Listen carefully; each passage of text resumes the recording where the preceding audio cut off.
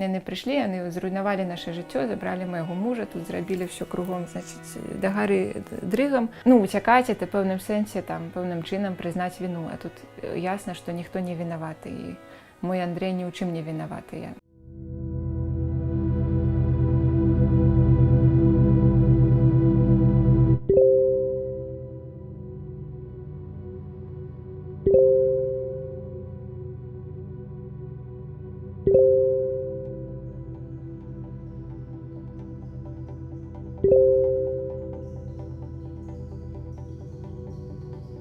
Не собираешься ли ты уезжать из Беларуси? Ни в коем случае, это принципиальная позиция.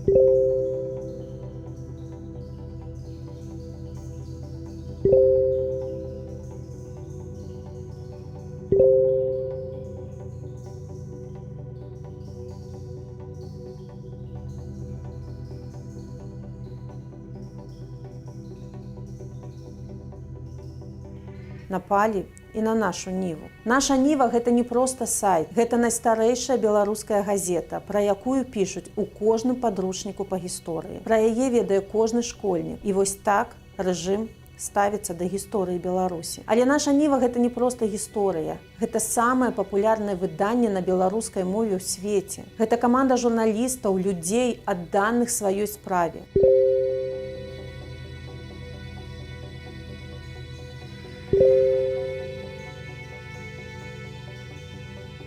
Гэта была раніца, гэта было гадзін, мусіць, 9.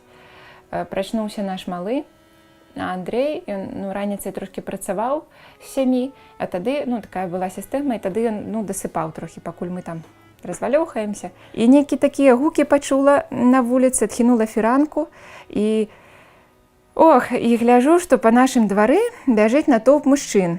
Іх закрытыя твары, закрытыя галовы, касцюмы спартыўныя, і нейкая зброя. І неяк так закрычала ўжо, што Андрэй, Андрэй, в обшук.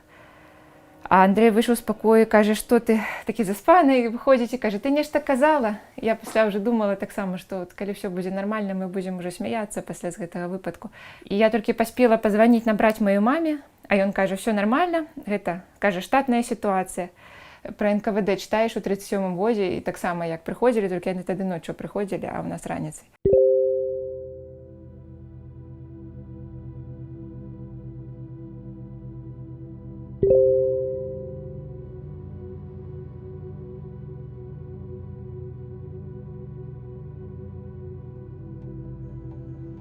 Так сказать, да апошняга спрабавалі знаходзіцца ў рамках правовага поля, якое адчувалі, в прынцыпе, толькі мы, бо дзяржава адчуццё гэтага правового поля ўжо даўно страціла.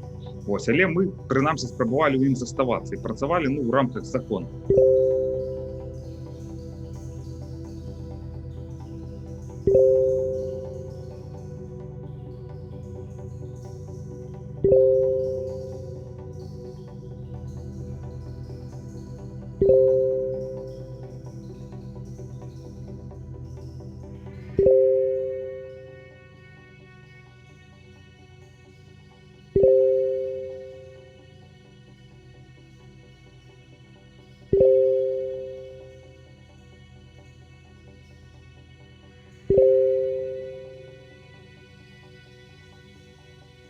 Кожную кніжку пераглядалі.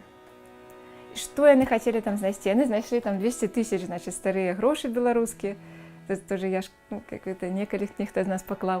Нічога, відаць, важнага, што яны там, мае нейкія універсітэцкія нататнікі яны забралі, там, канспекты, што-то такое 10-гадовай даўніны, што тут ляжала.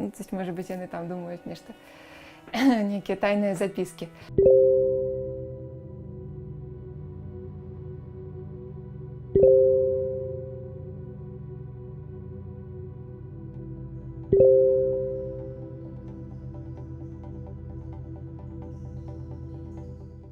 Я делаю выводы, что, скорее всего, это просто давление на нашу ниву, это способ парализовать нашу работу и закрыть нам рты.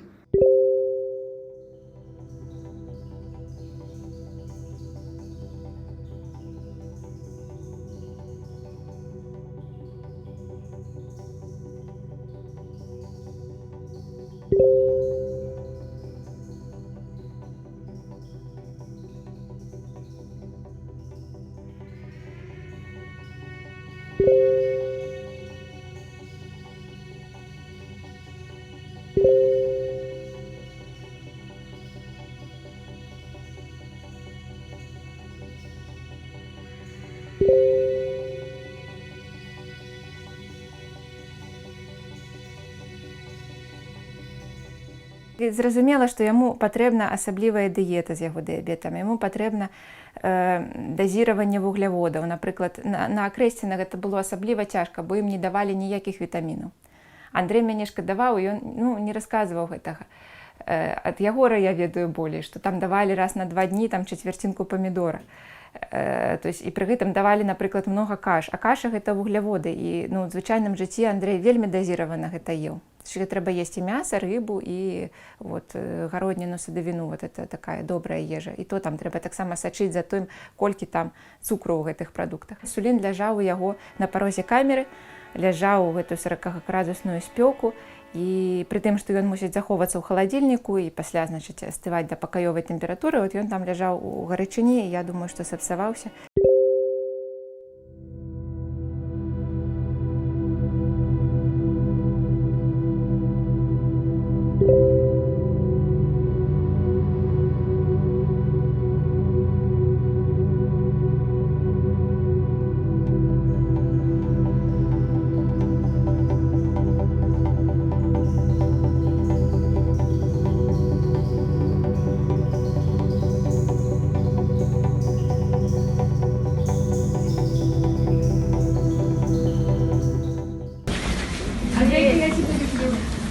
Наша Нива будет жить, мы будем работать и, конечно же, будем освещать то, что происходит в Беларуси.